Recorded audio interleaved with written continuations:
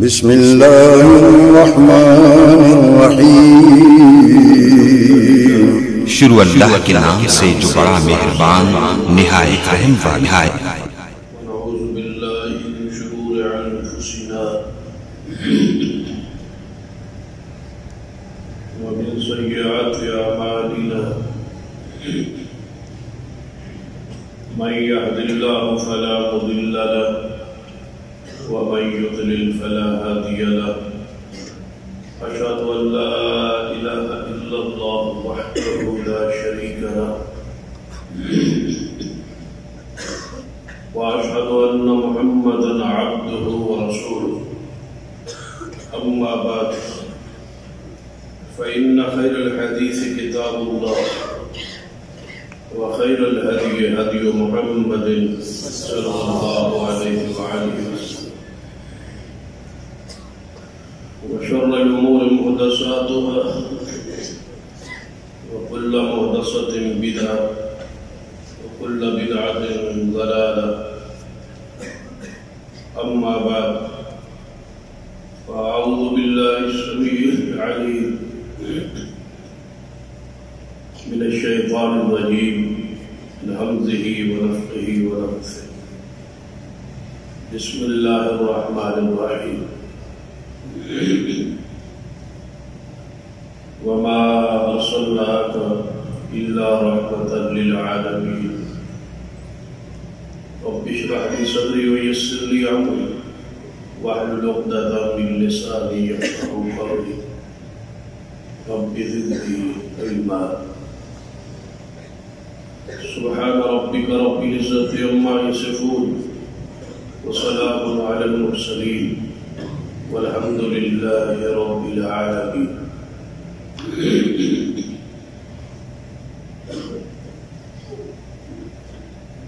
ذرا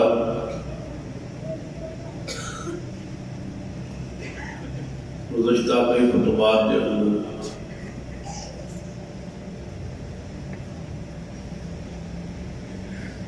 شان رسالت صلی اللہ علیہ وسلم کے حوالے سے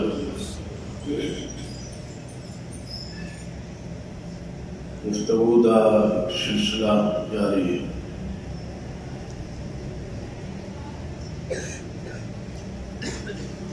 قرآن پاک اندر جو اللہ تبارک و تعالیٰ نے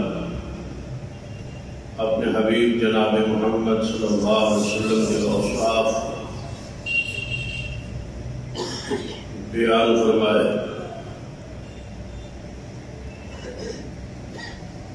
جو ایک وصف کی خوبی اور انفاق کا احساس اور شان وما أرسلناك إلا رحمة للعالمين، اللہ تعالیٰ نے آپ کو سارے جہانوں کے لیے رحمت بنا کے بھیجا ہے۔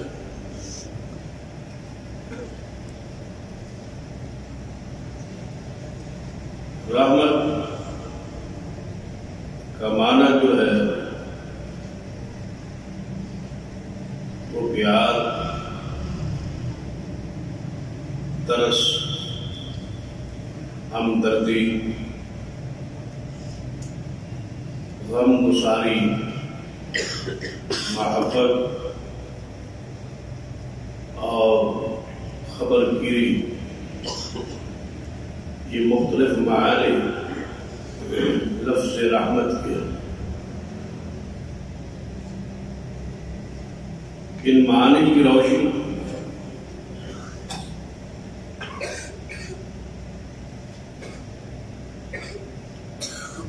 سمجھنے کی کوشش کی تھی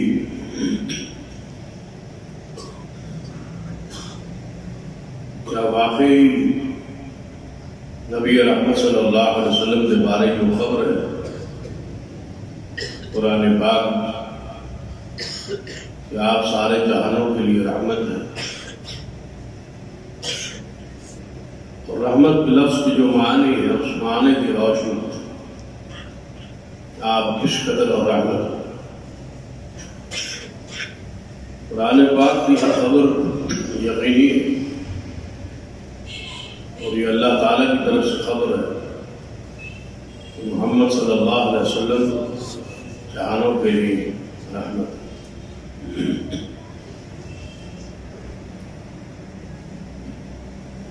رحمت للعالمین ایسا لفظ ہے، ایسا خطاب ہے جس لفظ اور خطاب کا دنیا سے اور کوئی خطاب اور لفظ مقابلہ نہیں کر سکتا. اور یہ خاصہ ہے محمد مصطفیٰ صلی اللہ علیہ وسلم.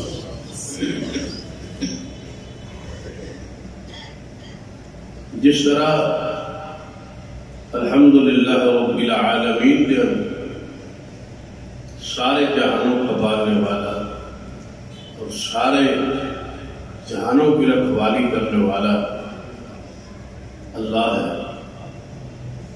تو اللہ تبارک و تعالیٰ اسی طرح عمومی انداز فرمایا وما ارسلناک الا رحمۃ للعالمین، کہ سارے جہانوں کے لیے جیسے اللہ کی ذات پالنے والی ہے اس طرح سارے جہانوں کے لیے محمد مصطفیٰ صلی اللہ علیہ وسلم رحمت.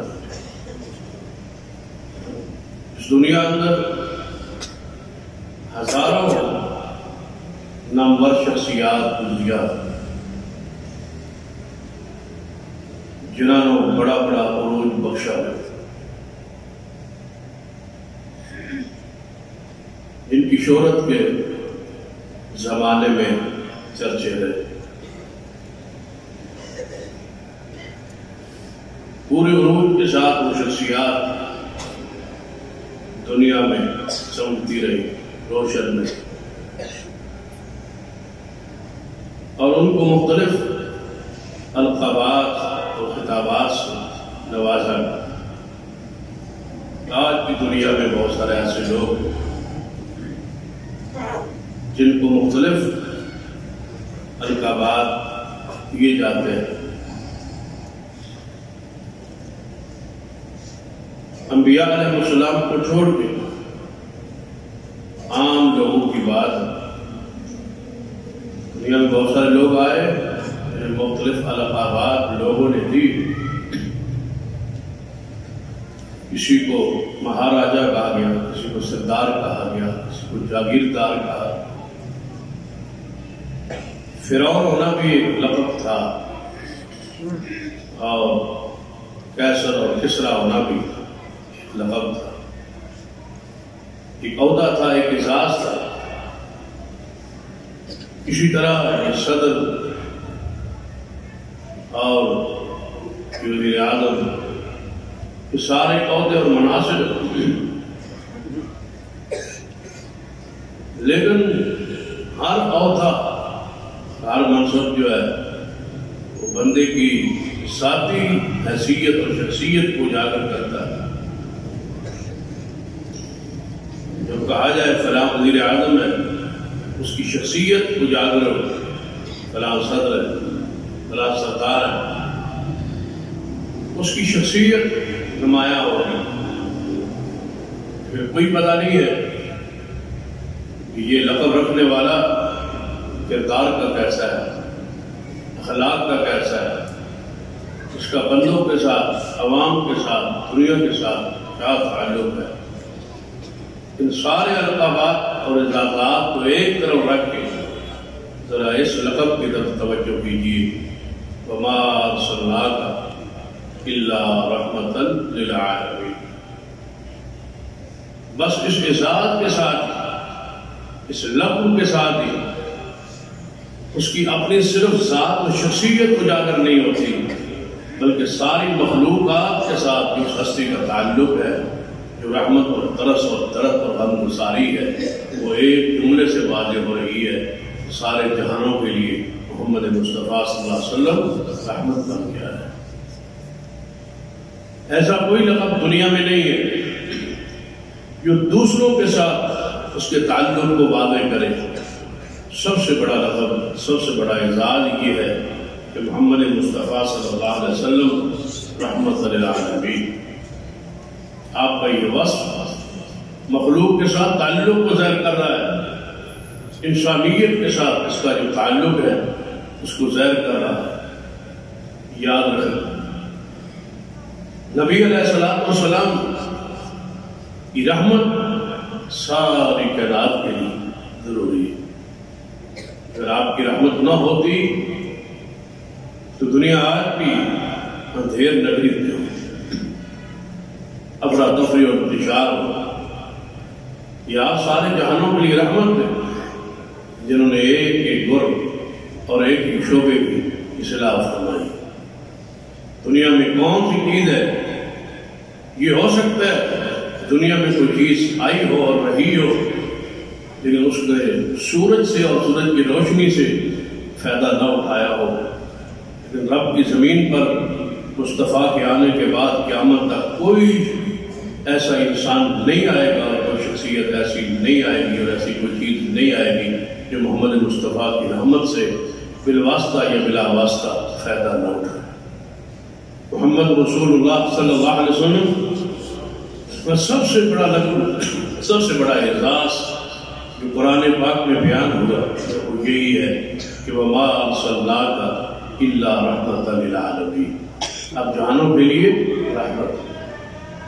اس لفظ رحمت ذرا غور کرتے جائیے اور اس کی تفصیل قرآن اور حدیث اندر پڑھتے جائے اور اس کی توضیح اور تشریح اندر ذرا وہ تاثر ہوئی تو پھر دیکھیے کہ محمد مصطفیٰ صلی اللہ علیہ وسلم نے اپنی تعلیمات کے ذریعے، اپنی ذات کے ذریعے کس طرح رحمت کے جوہر بکھیرے اور دکھائے، اس پہ ذرا غور کیجیے۔ ایک آپ کا دشمن ہے، دنیا کی کوئی تعلیمات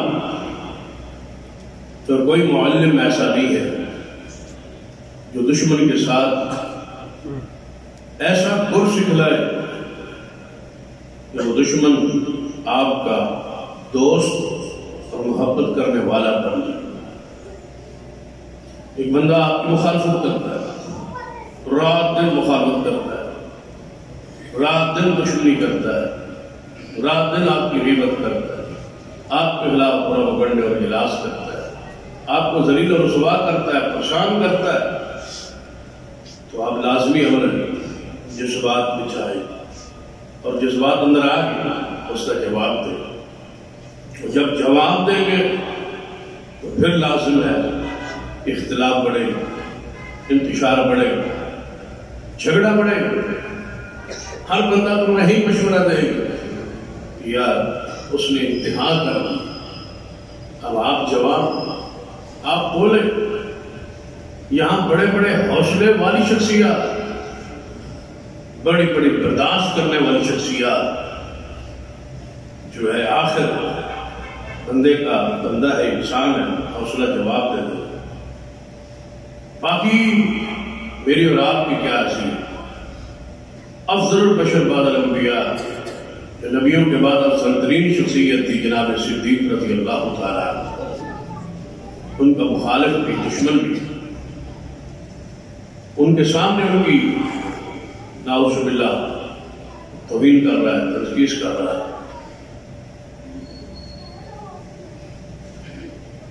تو سرور کائنات محمد رسول اللہ صلی اللہ علیہ وسلم بھی ادھر سے آپ بھی گزر گئے، تو وہ بندہ سیدہ صدیق کی توہین اور تنقیص کر رہا ہے۔ نبی علیہ السلام سننے کے لیے روکے، صدیق بھی سامنے، اللہ نے فرشتہ اتار دیے جو صدیق کی طرف سے جواب دے رہا تھا، لیکن آخر انسان ہوتا، ایک وقت آیا کہ صدیق رضی اللہ تعالیٰ نے خود اس کا جواب دینا شروع کیا، تو وہ فرشتہ ہٹ گیا۔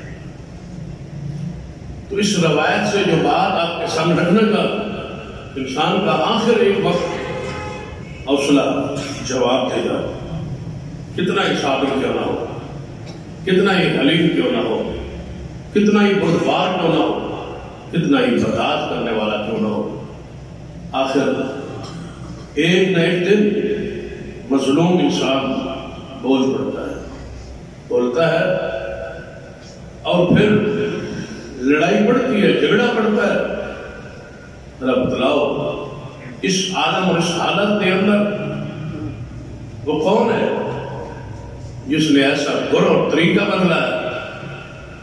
صرف سننے اور کہنے کو لفظ رحمت آسان ہے، اس کی گہرائی چاہیے. گہرائی اندر جاؤ گے، سوچو گے، پڑھو گے، پھر سمجھ پاؤ گے کہ کتنا بڑا احساس اور کتنا بڑا لقب اور کتنا بڑا خطاب ہے.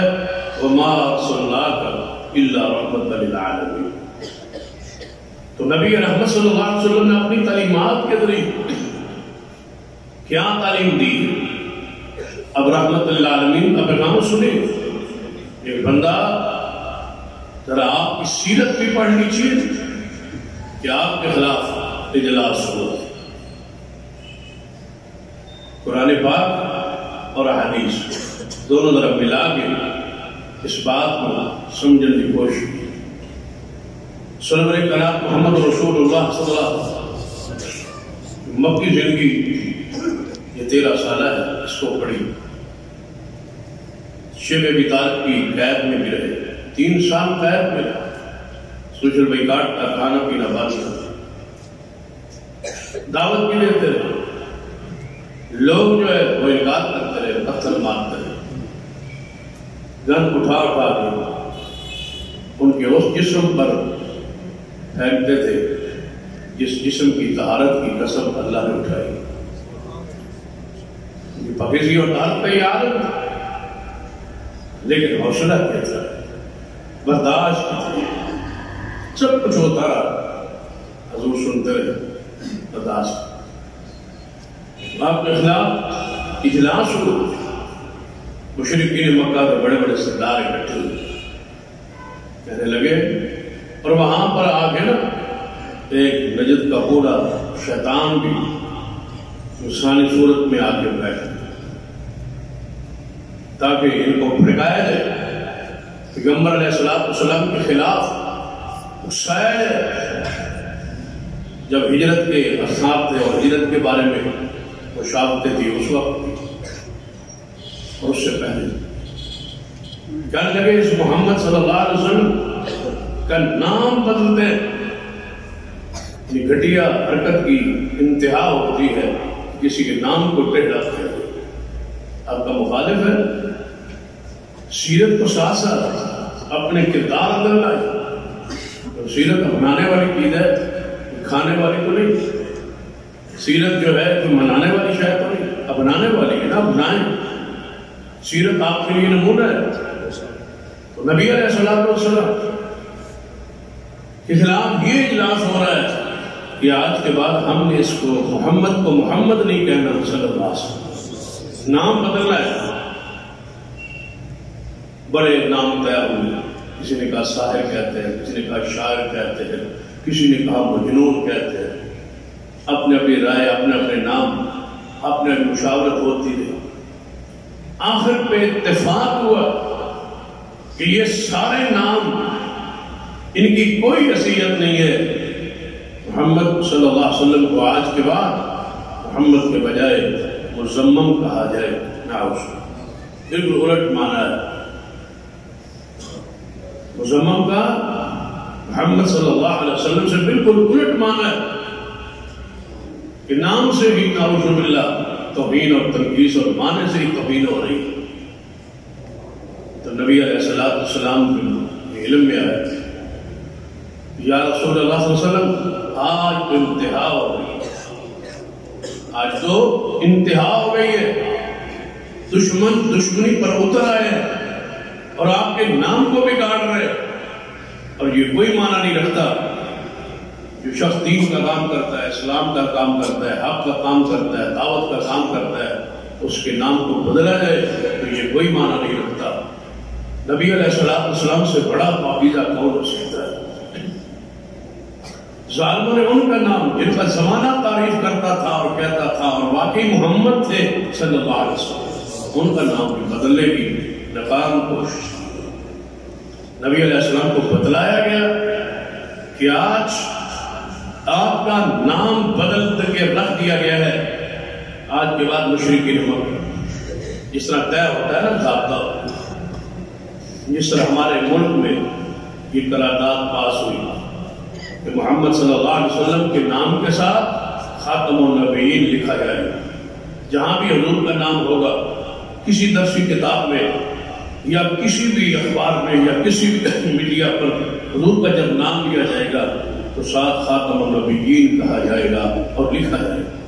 اس کے اثرات ہوتے ہیں کہ زبانوں پہ یہ نام بھی چڑھ جاتا ہے, یہ عقیدہ چڑھ جاتا ہے. کہنے کو تو یہ شخص فیصلہ معمولی ہے لیکن اس کی روحانیت اور اس کے اثرات جو ہیں وہ نسلوں تک جائیں.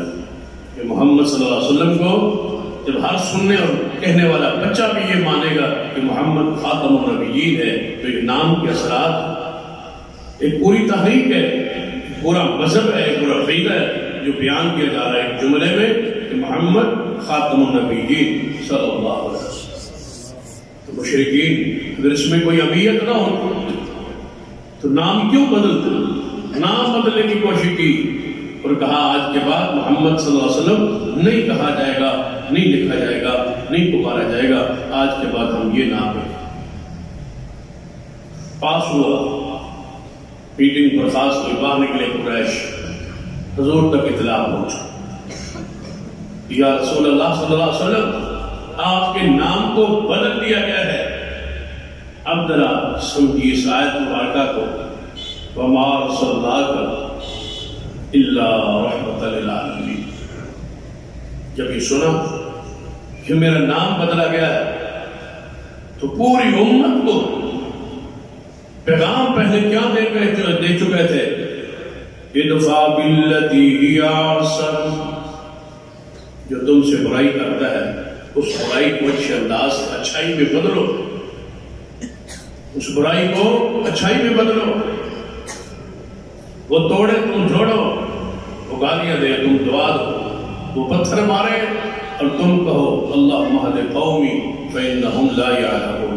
یہ اصول, یہ ضابطہ محمد مصطفیٰ صلی اللہ علیہ وسلم دے چکے. ادفع باللتی ہی احسن, کہ برائی کو, اس شرارت کو, اس سارے پراپگنڈے کو بس آسان طریقے سے دور کر دو, ختم کر دو, مٹا دو اور اچھا انداز و سلوک اختیار کرو. ہو گیا کیا؟ فَإِذَا الَّذِي بَيْنَكَ وَبَيْنَهُ عَدَاوَةٌ, جس بندے اور تمہارے درمیان ایک عداوت ہے, دشمنی ہے, كَأَنَّهُ وَلِيٌّ حَمِيمٌ, اگر تم اس انداز سے برتاؤ کرو گے ایک دن اور وقت آئے گا, پیغمبر خبر دے رہے ہیں کہ وہ تمہارا انتہائی دلی اور وفادار دوست بن کے سامنے آئے. اور حضور نے پھر عمل کی اور پھر وقت آیا وہی لوگ جو اجلاس میں شریک تھے یا تو قتل ہوئے, واصل جہنم ہوئے, جہاد کے راہیں, یا پھر زندہ رہے تو مصطفیٰ کے غلام بنے, زندہ رہے تو رسول اللہ کے ساتھی بنے, وفادار بنے. چاہیے تھا حضور آج کے بعد کہتے ہیں کہ ہم بھی ان کے نام بدلیں گے اور ہم بھی یہ کہیں گے, یہ کہیں گے. نہیں, فرمایا کہ یا رسول اللہ صلی اللہ علیہ وسلم انہوں نے تمہارا نام بدلا ہے اور آج کے بعد انہیں محمد نہیں کہنا. فرمایا کیا کہیں گے؟ یا رسول اللہ انہوں نے پاس کیا مزمم کہیں گے. فرمایا اس میں پریشانی والی کون سی بات ہے؟ اس کو کہتے ہیں کہ حضور نے کچھ محسوس ہی نہیں کیا, وہ دل کی کیفیت ہے. فرمایا اس میں کون سی بات ہے؟ وہ کسی مزمم کو برا کہتے رہیں گے, ان کے شر کو, ان کی برائی کو, ان کی ضلالت اور گمراہی کو اللہ نے مجھ سے کتنا دور کر دیا ہے کہ وہ کسی مزمم کو برا کہیں گے. میں تو مزمم ہوں ہی نہیں, مجھے تو اللہ نے محمد بنایا ہے, تو محمد صلی اللہ علیہ وسلم جو وہ کہہ رہے ہیں میں تو ہوں ہی نہیں, میرا تو وہ مقام نہیں ہے. وہ کسی مزمم کو برا کہیں گے, نعوذ باللہ, وہ مزمم کو برا کہیں گے, مجھے تو نہیں نہ کہہ سکتے. میں تو مزمم نہیں, میں تو محمد ہوں صلی اللہ علیہ وسلم. ادفع باللتی ہی احسن. نبی علیہ السلام نے اپنی سیرت سے, اپنی صفت سے کتنے متصف تھے. وما ارسلناک الا رحمۃ للعالمین. حضور جا رہے فتح مکہ کے موقع, جب فتح مکہ کے موقع پر داخل ہوئے تو صحابہ کرام نے کیا کہا؟ آج گھوڑے دوڑائے جا رہے تھے، مکہ میں داخل ہو رہے تھے اور بڑے خوش تھے،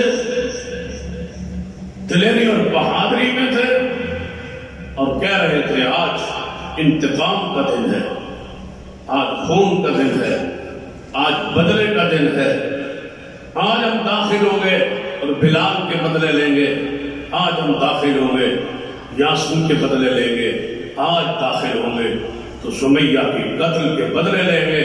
وہ ہم پر جو ظلم کرتے رہے، ہمیں مارتے رہے، ہمارے محبوب مرشد پر گندی اوجریاں پھینکتے رہے، وہ جو تشدد کرتے رہے، وہ جو پتھر مارتے رہے، آج ہمارا دن ہے اور خون کا اور بدلے اور انتقام کا دن ہے، ہم داخل ہوں گے بیت اللہ میں، آج کسی کو نہیں چھوڑیں گے، تیس نیس کر دیں گے ان کافروں کو، ان مشرکین کو جنہوں نے ہمیں یہاں سے نکالا تھا، مسجد حرام میں ہمیں داخل نہیں ہونے دیتے تھے، ہم چھپ چھپ کے نمازیں پڑھتے رہے، آج انتقام کا دن۔ نبی علیہ السلام نے فرمایا میرے صحابہ بیت اللہ میں داخل ہو، مکہ شہر میں ہم داخل ہو گئے، یہ تمہارے جو سارے جذبات ہیں یہ میں نے سن لیے ہیں، لیکن اب گھوڑوں پر، سواریوں پر اپنے سروں کو جھکا کے داخل ہونا ہے، اکڑ کے اور کبر کے ساتھ داخل نہیں ہونا، اور اللہ کی حمد بیان کرتے ہوئے داخل ہونا ہے جس اللہ نے ہماری مدد کی ہے۔ اور جب پہنچے حضور اندر داخل ہوئے تو پھر نبی علیہ السلام بیت اللہ کے کنٹرول کو سنبھال لیے، خودوں سے پاک اور صاف کر لیے۔ اس کے بعد قریش کچھ مسلمان ہوئے، کچھ بھاگ گئے، کچھ پکڑے، جو گرفتار ہو کے لائن لگی کھڑی تھی، تو نبی علیہ السلام نے فرمایا آج کس بات کی اور کس فیصلے کی توقع رکھتے ہو مجھ سے؟ قرآن نے پہلے ہی بتا دیا تھا وَلَا يَجْرِمَنَّكُمْ شَنَآنُ قَوْمٍ، اے میرے محبوب جن لوگوں نے ان صدوکم عن المسجد الحرام، جن لوگوں نے تمہیں مسجد حرام سے آج تک روک کے رکھا اور اندر داخل نہیں ہونے دیا، بیت اللہ سے نکالا، یہاں سے نکالا، آج تمہیں اس قوم کا غصہ اور اس پر جو ناراضگی تھی آج تمہیں انتقام پر نہ ابھارے اور تم ان سے زیادتی نہ کرنا۔ یہ ہے رسول اللہ کی تعلیمات، یہ ہے وَمَا أَرْسَلْنَاكَ إِلَّا رَحْمَةً لِلْعَالَمِينَ۔ فرمایا کیا توقع رکھتے ہو؟ ذرا ذرا بات پہ انتقام لینے والوں، ذرا ذرا بات پہ الجھ جانے والوں، ذرا ذرا بات پہ لڑائی کا آغاز کرنے والوں، اور ذرا ذرا بات پر ایک دوسرے الجھنے والوں، سیرت مصطفیٰ پہ اگر ہم عمل نہیں کریں گے تو بتاؤ اللہ کی زمین پر کون کرے گا؟ خاص کر مخاطب ہو طلباء سے جو سیرت مصطفی کا درس لینے کے لیے آئے، جو سیرت مصطفیٰ کو پڑھنے آئے، جنہوں نے اپنی زندگی کا بہترین انتخاب کیا کہ ہمارے کئی سال مصطفیٰ کی سیرت کو پڑھتے پڑھتے گزر جائے، تو سیرت کو پڑھنے کے ساتھ عمل ملائے۔ یہ آپس کے دوست، یہ لڑائیاں، یہ غصے، یہ افراتفری، یہ انتقام، ایک طالب علم نے اگر مجھے میری توہین کی ہے تو میں اس کی کروں، اس نے مجھے مارا ہے میں اس کو ماروں، اس نے اگر یہ کیا ہے تو میں اس کے ساتھ یہ وہ کر دوں گا، یہ ساری چیزیں اس سیرت کے خلاف ہے جس سیرت کے لیے آپ اپنے وجود کو وقف کر چکے ہیں، اپنی ذمہ داری، اپنا شعبہ جس کے لیے آپ نے انتخاب کیا ہے، جس کا انتخاب آپ نے کیا ہے، اس پر تھوڑا سا رحم کیجیے۔ نبی علیہ السلام کی سیرت کو پڑھی، سامنے کون تھے؟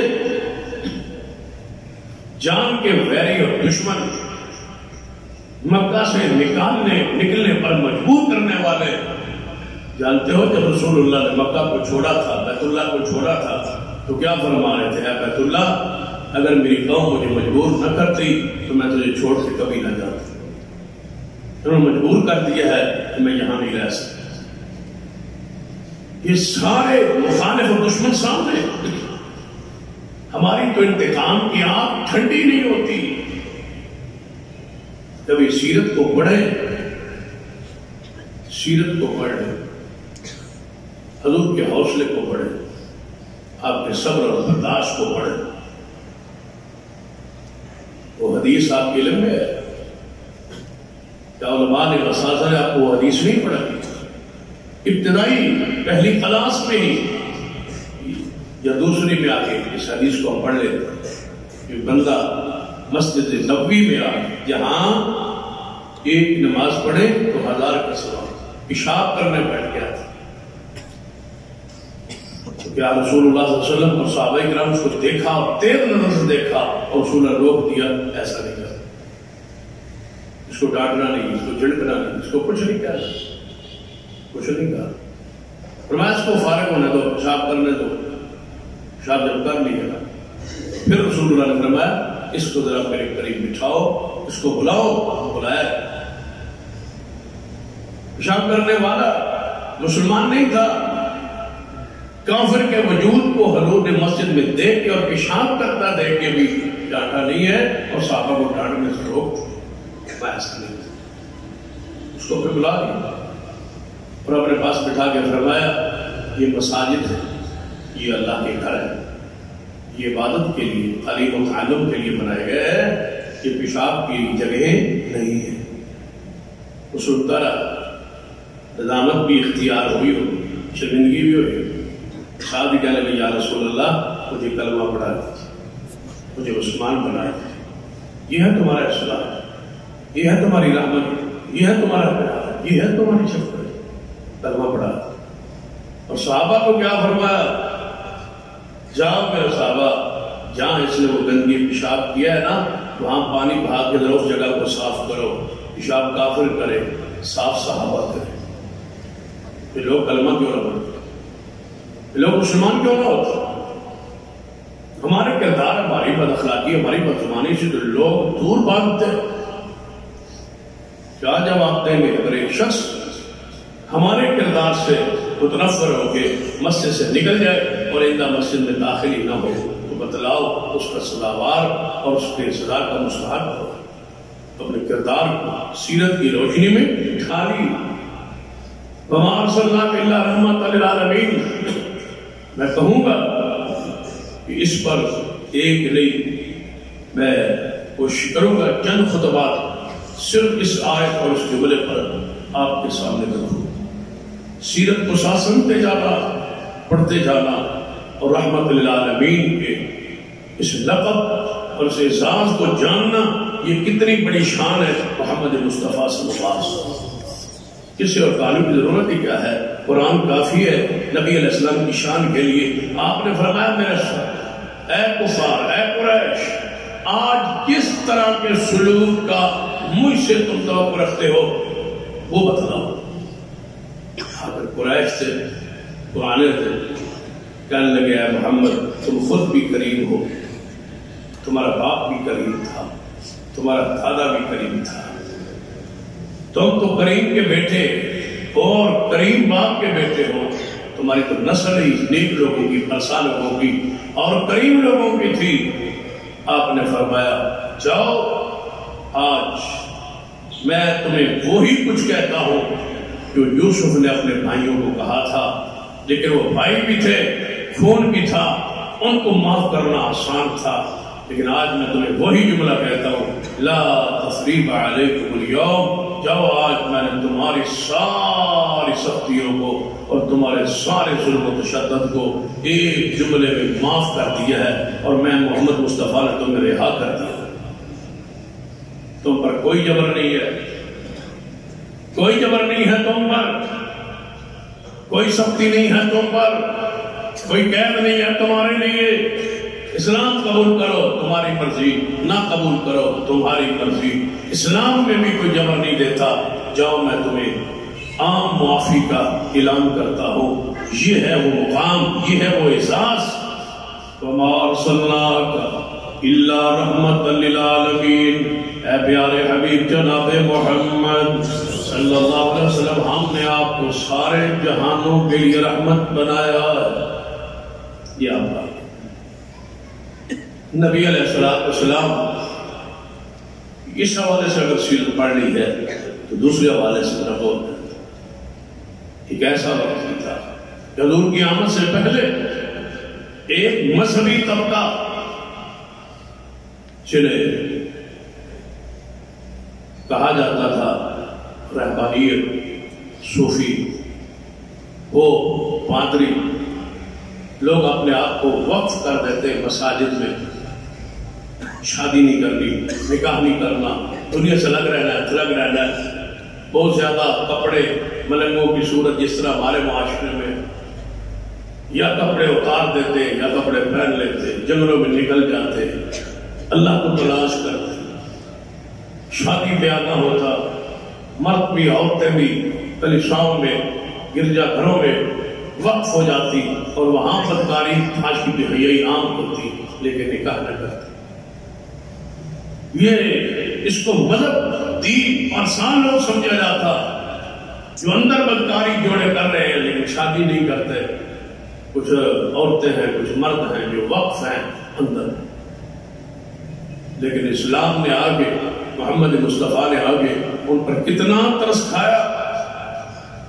آپ نے فرمایا نکاح من سنت، یاد رکھو نکاح محمد مصطفیٰ کی سنت۔ صحابی نے کہا میں شادی نہیں کروں گا، ساری زندگی ایسے رہوں گا اور عبادت کرتا رہوں گا۔ رسول اللہ نے فرمایا یہ میرا دین نہیں، فمن رغب عن سنتی فلیس منی، جس نے میری سنت کو چھوڑ دیا وہ میرے ساتھ اس کا تعلق ہی نہیں۔ میرے دین میں لا رہبانیہ فی الاسلام، اسلام میں رہبانیت نہیں ہے۔ وہ جتنے اس قوم پر، اس لوگوں پر پڑے ہوئے تھے، لوگوں کو نکالا کہ پرسان رہنے کا معنی یہ نہیں ہے کہ دنیا سے الگ ہو جاؤ، پرسان رہنے کا معنی یہ نہیں ہے کہ اپنے آپ کو ملنگ اور قلندر بنا لو، پرسان ہونے کا معنی یہ نہیں ہے کہ ضرورت سے زیادہ کپڑے پالو یا ضرورت کے مطابق بھی کپڑے اتار دو۔ یہ نہیں ہے، یہ بوجھ نہیں ہے آپ پر کہ آپ دریاؤں کے کناروں پہ جا کے چلا کشی کرو یا غاروں میں چلے جاؤ، نہیں نہیں۔ یہ نہیں ہے کہ تم جنگلوں اور قبرستانوں میں جا کے ٹانگ پہ کھڑے ہو کے چلے کرو، نہیں۔ لا رہبانیہ فی الاسلام، اسلام میں کوئی ایسی چیز نہیں ہے۔ نبی علیہ السلام نے فرمایا دنیا کے ساتھ جڑ کے رہو، نماز پڑھو، روزہ رکھو، حج کرو، زکات دو، معاملات کرو، لین دین کرو، بیوی بچے سارے حقوق ادا کرو، تب اسلام ہے، یہ دین ہے، یہ شریعت ہے۔ وہ سارے بوجھ محمد مصطفیٰ نے اپنی رحمت کی وجہ سے اتار دی، جتنے وہ توق تھے اتارے۔ وَيَضَعُ عَنْهُمْ إِصْرَهُمْ وَالْأَغْلَالَ الَّتِي كَانَتْ عَلَيْهِمْ، بوجھ اتار دیے۔ نبی علیہ السلام نے جتنے بوجھ پڑے ہوئے تھے وہ اتار کے بالکل امت کو ہلکا اور پھلکا کر دیا، اور ساتھ فرمایا کہ سن لو فاتقوا اللہ ما استطعتم۔ میں یہ بھی نہیں کہتا کہ تم اپنے وجود سے بڑھ کے عبادت کرو، نہیں، فاتقوا اللہ ما استطعتم۔ دین میں تم پر کوئی حرج نہیں ہے، کوئی تنگی نہیں ہے، کوئی سختی نہیں ہے، جتنا جی چاہے تلاوت کرو، جتنا جی چاہے رات کو عبادت کرو، فرائض پورے کرتے رہو۔ اس کے علاوہ اگر تم کوئی عمل بھی نہ کرو تب بھی تمہاری نجات کے لیے کافی۔ یا وہ عورت کا حدیث آپ علم میں نہیں، اس نے کہا یا رسول اللہ صلی اللہ علیہ وسلم اگر میں صرف فرضی نماز پڑھوں، صرف فرضی روزے رکھوں اور فرضی حج کروں اور ساتھ اپنے شوہر کی اطاعت کروں، تو آپ نے کیا فرمایا تھا؟ آپ نے فرمایا ٹھیک، جنت کے جس دروازے سے تو گزرنا چاہے گزر جاتا۔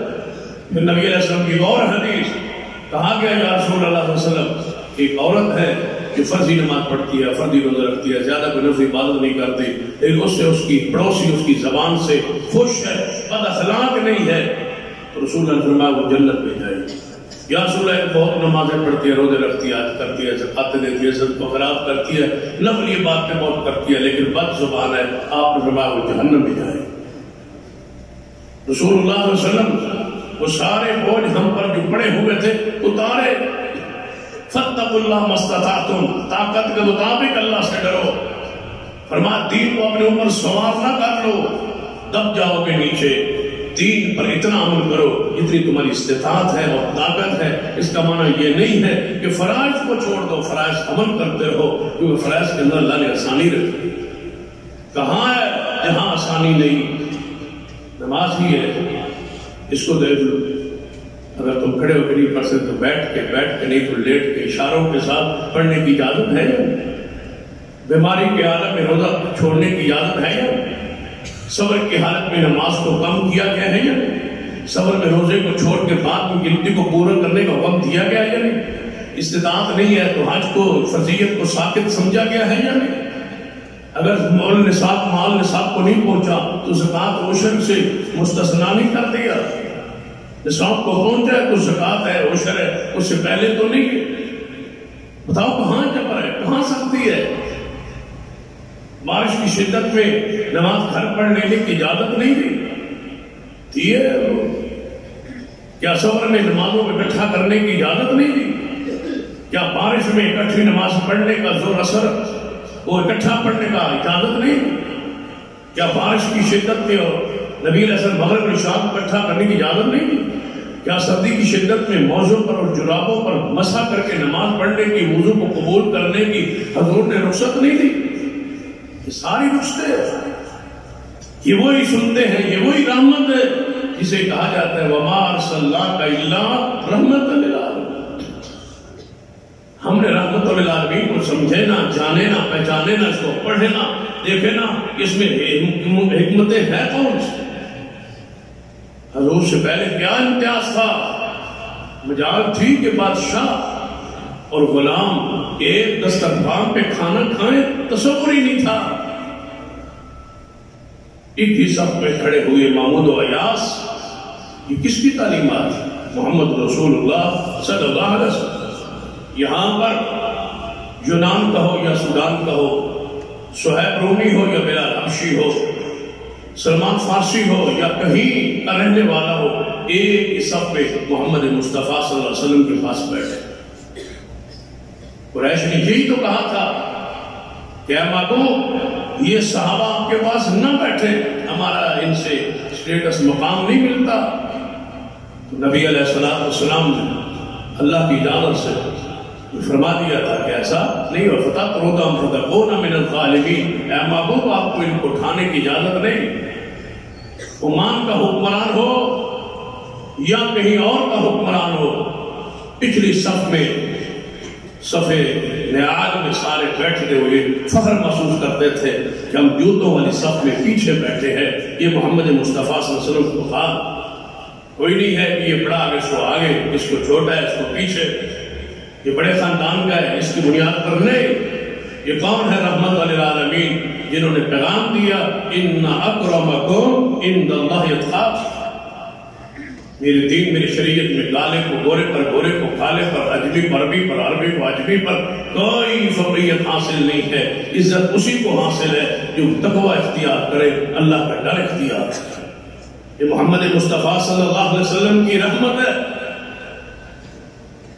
وگرنہ معاشرے کی حالت کیفیت تڑپ رہی تھی پوری انسانیت کہ کوئی رحمت آئے اور کوئی لیڈر اور قائد آئے جو پوری تبدیلی لا کے اس امت کی اصلاح کرے۔ تو اللہ نے اس انسانیت، سستی ہوئی انسانیت پر رحم کر کے محمد مصطفیٰ کو جہانوں کی رحمت بنا کے ہمارے لیے بھیجا۔ کاش ہم نے اس سے فائدہ نہیں اٹھایا۔ ہم نے شاید کو پڑھا، شاید کو لکھا، بازاروں کو سجایا شاید کو لے کے، لیکن اس کے معنی اور مفاہیم کو نہیں جان پائے۔ ذرا رحمت للعالمین کو پڑھی۔ کون ہے دنیا میں کوئی ایسا لقب اور اعزاز اور شان پانے والا جو دل کی بیماریوں کی تشخیص کرے سوائے محمد مصطفیٰ سے؟ ڈاکٹر حکیم صرف دل کے بائی پاس کو یا دل کے جو وہ حال ہے، ان کو چیک کر سکتا ہے نا۔ دل کی اندر کی بیماریاں، دل میں نفاق، لائیے کوئی ڈاکٹر جو نفاق سے دل کو پاک کرے، لائیے کوئی ڈاکٹر جو دل کو خوب سے، بھوک سے، ہنس سے، کینے سے پاک کرے، لائیے کوئی ایسا معالج دل کے اندر داخل ہونے والی روحانی جو بیماری ہے ان کا علاج کرے۔ ان کا ایک ہی معالج ہے جسے محمد مصطفیٰ کہا جاتا ہے، ان کو دلوں کو صاف کیا ہے۔ قرآن کے الفاظ لَقَدْ مَنَّ اللَّهُ عَلَى الْمُؤْمِنِينَ إِذْ بَعَثَ فِيهِمْ رَسُولًا مِّنْ أَنفُسِهِمْ يَتْلُو عَلَيْهِمْ آيَاتِهِ وَيُزَكِّيهِمْ۔ اندر کو پاک کیا، تزکیہ کیا، نفاق کو نکالا ہے، کفر کو نکالا ہے، ضلالت کو نکالا ہے، شرک کو نکالا ہے، بتوں کی محبت کو نکالا ہے، قبروں کی محبت کو، پوجا کو نکالا ہے۔ کتنی بیماریاں تھیں جو دل میں رچی بسی تھی اور گھر کر گئی تھی اور دل سیاہ ہو گئے تھے، تو آپ نے صاف ستھرا کر کے دلوں کو صاف کیا۔ یہ محمد مصطفیٰ سے دلوں پر کام کیا لوگ، اور 23 سالوں میں کتنے بیمار دلوں کو شفا ملی ہے محمد مصطفیٰ کے علاج سے۔ علاج بھی بتایا، پرہیز بھی بتلائی، علامات بھی بتلائی، اس بیماری کی یہ علامات ہے، دل کی یہ بیماریاں ہیں اور یہ ان کے علامات ہیں، یہ ان کا علاج ہے، یہ ان کی پرہیز ہے۔ اور گارنٹی دیتا ہوں، میں رہوں یا نہ رہوں، اگر علاج کرتے رہو گے تو قیامت تک محمد کی تعلیمات سے شفا پاتے رہو۔ علاج دے گئے اور علاج چھوڑ گئے، علاج موجود ہے، اور اتنا سستا علاج ہے جو ہر گھر میں موجود ہے۔ باہر جانے کی ضرورت نہیں ہے، کس گھر میں قرآن نہیں ہے، کس گھر میں مصطفیٰ کی سیرت نہیں، علاج گھر پڑا ہے۔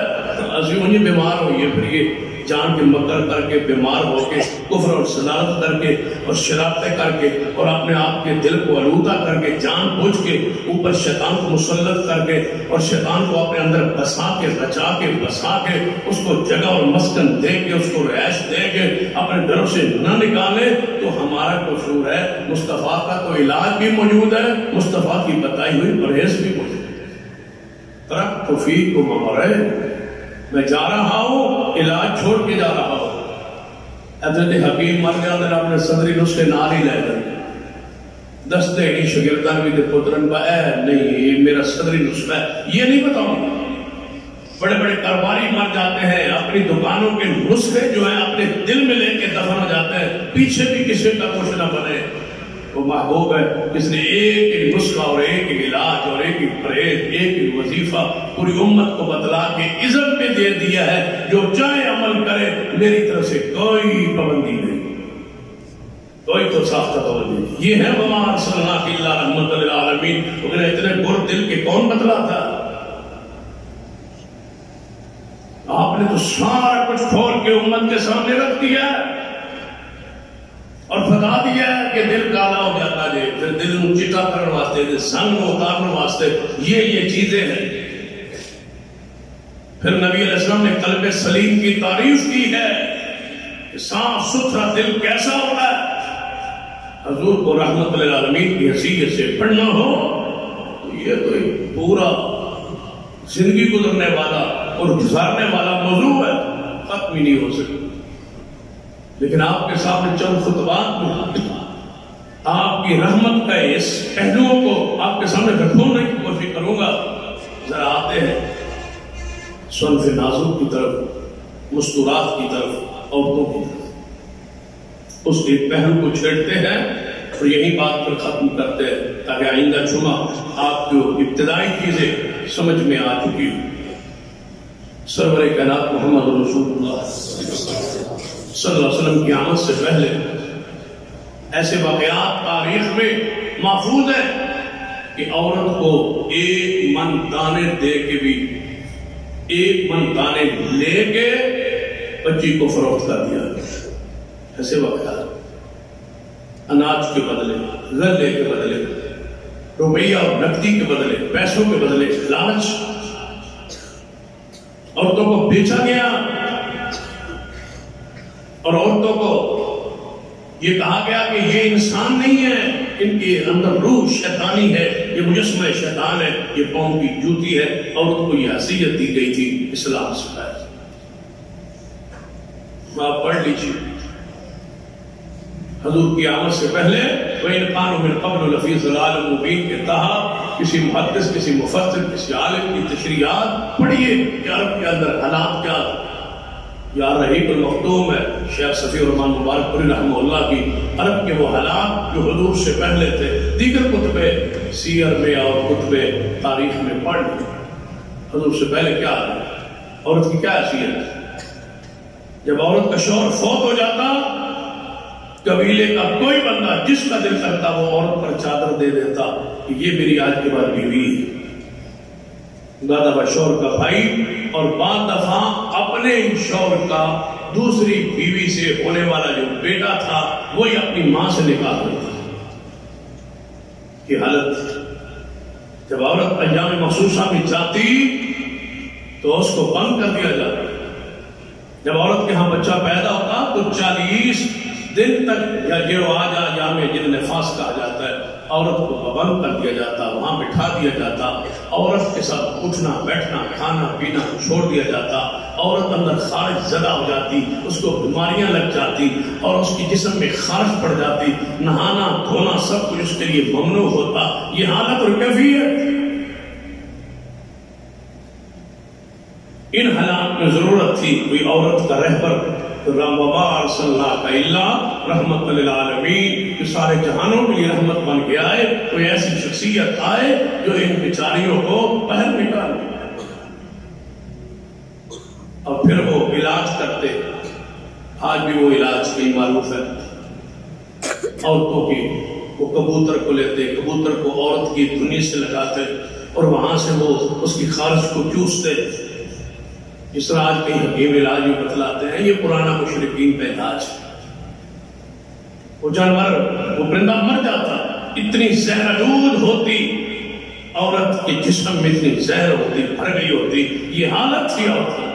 آج عورتیں دوپٹہ اتار کے بے حیائی اور فحاشی کے اندر زندگی بسر میں خوش ہوتی ہیں کہ ہمیں اسلام نے پابند کیا۔ تم نے اسلام سے پہلی حالت کو نہیں پڑھا کہ تمہاری حالت اور کیفیت کیا تھی۔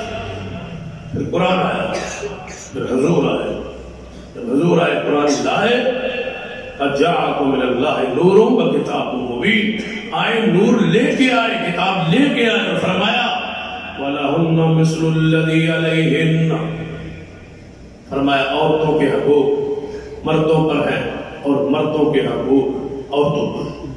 وَلَهُنَّ، ان کے لیے یہ جو لام ہے شروع میں وَلَهُنَّ، سارے حقوق اس ایک لام کے حرف کے اندر عورت کے سارے حقوق۔ وَلَهُنَّ، نام کے اندر اس لام کو استحقاق کا، تخصیص کا اور تملیک کا کہا جاتا ہے۔ سارے اس جملے میں ایک حرف لام میں عورت کے اللہ کی قسم سارے حقوق کو مصطفیٰ نے داخل کر دیا۔ ایک حرف کے اندر تمہارے عورتوں کے حقوق موجود ہیں۔ وَلَهُنَّ،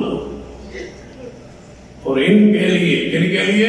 عورتوں کے لیے ان کے حقوق ہیں مردوں پر اور مردوں کے حقوق ہیں ان پر۔ یہ برابر میں حقوق ان کو حاصل ہے۔ ان کے حقوق الگ ہیں، ان کے حقوق الگ ہے، یہ نہیں ہے کہ ان کے تو حقوق ہیں اور ان کے نہ ہو، خبردار ایسا نہیں ہے۔ فَاتَّقُوا النِّسَاءَ، رسول اللہ نے کہا فَاتَّقُوا فِي النِّسَاء، عورتوں کے معاملے میں اللہ سے ڈرو۔ فَاتَّقُوا اللَّهَ فِي النِّسَاءِ، اللہ سے ڈرو عورتوں کے معاملے میں۔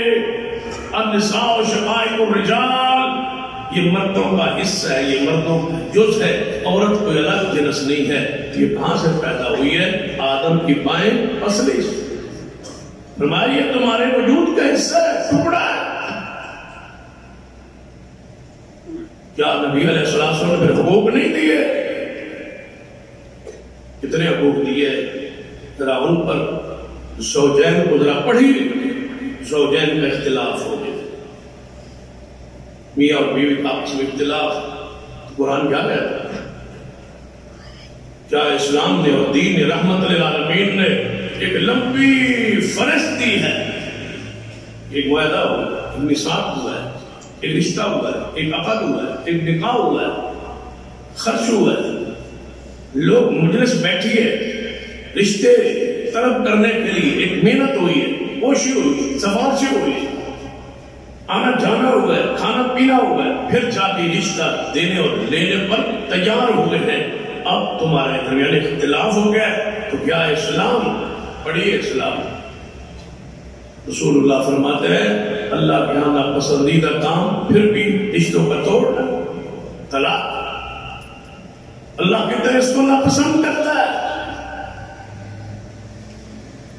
اختلاف ہو گیا ہے لیکن پھر بھی اللہ پسند نہیں کرتا کہ یہ جوڑی ٹوٹے، یہ رشتہ ٹوٹے۔ یا رسول اللہ کیا کرے؟ وَمَا أَرْسَلْنَاكَ إِلَّا رَحْمَةً لِلْعَالَمِينَ۔ رسول اللہ فرماتے ہیں حد المقدور، حد المسا کوشش کرو یہ دو جوڑ جڑا رہے، یہ رشتہ جڑا رہے۔ یا رسول اللہ کیا کرے؟ فرمایا اختلاف ہو گیا تو کیا کرو؟ محبوب ترتیب بتلا رہے، ترتیب سنتے جانا اور کہنا اللہم صلی علی محمد اللہم بارک علی محمد وعلی آل محمد۔ محبوب کو پر کروڑوں رحمت نازل ہوں جنہوں نے یہ گر اور یہ طریقے اپنی رحمت کی وجہ سے اس امت کو بتلائے ہیں۔ ہمیں سمجھ آتی ہے کہ آپ وما ارسلناک الا رحمت للعالمین۔ جہانوں میں پھر صرف انسان تو نہیں ہے نا، جنات کی ہے، حیوانات کی ہے، نباتات کی ہے، کتنے جہان ہیں۔ سب جہانوں کی جب رحمت ہوں گے ساری چیزیں سامنے آئے گی، پھر جا کے یہ آیت مبارکہ کی تشریح اور توضیح سمجھ آئے کہ حضور کی رحمت ہے۔ فرمایا اچھا اختلاف ہو گیا، ایسے کرو ایک بندہ مرد کی طرف سے اور ایک بندہ عورت کی طرف سے دو سازش بنا کے دونوں کی بات سن کے دونوں میں صلح ہو جائے، دونوں کی بات سنو، دو بندے ہو جائے، ایک ادھر سے ایک ادھر سے، بات سنو کرا یا اللہ یہ کوشش کی نہیں ہو سکی، سلو نہیں ہو سکی، تو فرمایا پھر اگلا راستہ ہے، اگر قصور عورت کا ہے، جرم عورت کا ہے، تو پھر اللہ تعالیٰ مرد کو رسول رحمت تعلیم دیتے ہیں کہ اس کے ساتھ کس طرح پڑھا ہے۔ یہ اس کے لیے ایک ایسی روحانی باریک سزا ہے جس میں اس کو سمجھنے کا، سورنے کا، اصلاح کا موقع ملے۔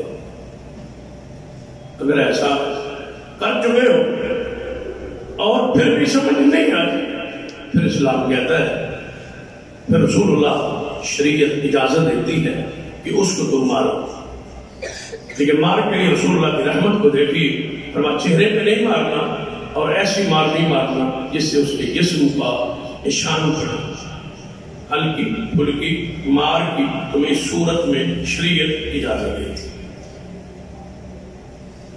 یہ ہر بات استعمال ہو، کاریگر ثابت نہیں ہوگا، کارگر کوشش کی کارگر ثابت ہو جائے، نہیں ہو سکا، پھر رسول اللہ کی رحمت دیکھی، فرمایا پھر تو سوچ لو، طلاق ہی صورت رہ گئی ہے، کوئی تمہارے پاس صورت نہیں رہی، تو اسلام کہتا ہے پھر ہے تو ناپسندیدہ، لیکن یہ بھی نہیں ہے نا کہ شادی کو ہم جو ہے ایک توق بنا دیں بچی کے لیے یا بندے کے لیے کہ جان ہی نہ چھوٹے، یہاں بھی رحمت للعالمین فرماتے ہیں پھر میں تمہیں حکم دیتا ہوں، اختیار دیتا ہوں، اجازت دیتا ہوں، ایک طلاق دے دو اور اس کو اپنے گھر سے نہ نکالو، لیکن طلاق دینے سے پہلے اس بات پہ نہیں، اس سے پہلے انتظار کرو جب وہ پاک ہو، پاک کی رزقی کی حالت میں طلاق دیا، نہ پاکی کیا نہیں، کیونکہ پاکیزگی کے جو ایام ہوتے ہیں ان میں مرد عورت کی محبت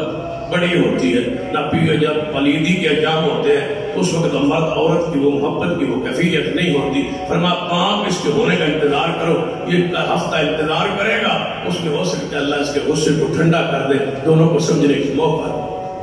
فرمایا گھر سے نہیں نکالنا، گھرے رکھنا ہے، ہو سکتا ہے تم اٹھے رہو، بیٹھے رہو، کمرہ ایک، گھر ایک، ماحول ایک، ہو سکتا ہے تم ٹھنڈے ہو جاؤ، غصہ ختم ہو جائے اور تم بجناب اپنے آپ میں نفاذ کر سکو، اگر نہیں ہے فرمایا پھر مینا قدرت، پھر اسلام تم اجازت دیتا ہے کہ آپ بھی موقع ہے سوچ لو، نہیں ہے تو رسول اللہ فرماتے ہیں پھر دوسری طلاق دو اور ایام طہور میں دو، پاکیزگی کیا یاد، اب تمہارے لیے پھر 1 مہینہ گھر میں رکھو، محبت ہو سکتی ہے، ہو جائے، وہ نفرت ختم ہو جائے۔ دوسرا مہینہ گزر گیا، اب سامنے آ گیا تیسرا مہینہ اور آخری طلاق، تمہارے لیے کوئی نوبت نہ رہی۔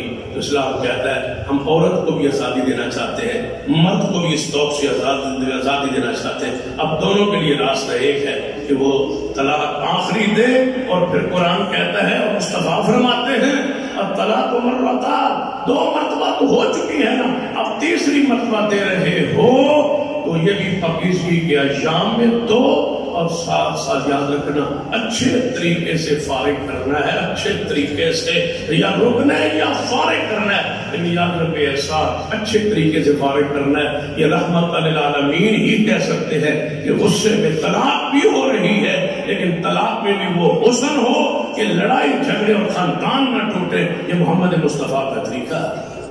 وما ارسلناک الا رحمت للعالمین۔ آئندہ جمعہ یہیں سے شروع کریں گے۔ اقول قولی ھذا واستغفر اللہ لی ولکم ولسائر المسلمین وآخر دعوانا الحمد للہ۔